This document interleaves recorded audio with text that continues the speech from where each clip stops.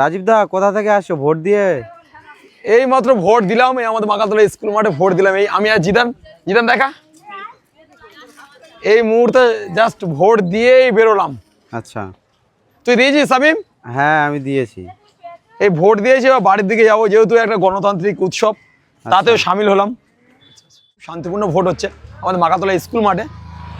জিদানও দিল। ভোট দিয়েছো? এই তো গণতান্ত্রিক একটা উৎসব, সেখানে তো সামিল হতে হবে। আর সবাইকে ভোট দেওয়া অবশ্যই উচিত, যেহেতু একটা গণতান্ত্রিক দেশে আমরা বাস করছি। এসে দেখলাম অনেক ফাঁকা ছিল, তাই না জিদা?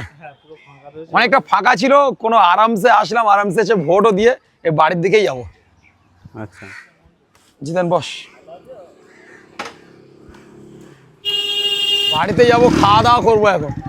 আচ্ছা, খেয়ে দিয়ে এখন নিউজ দেখবো বাড়িতে, নাকি জিদান? খাওয়া দাওয়া করে এখন নিউজ দেখবো।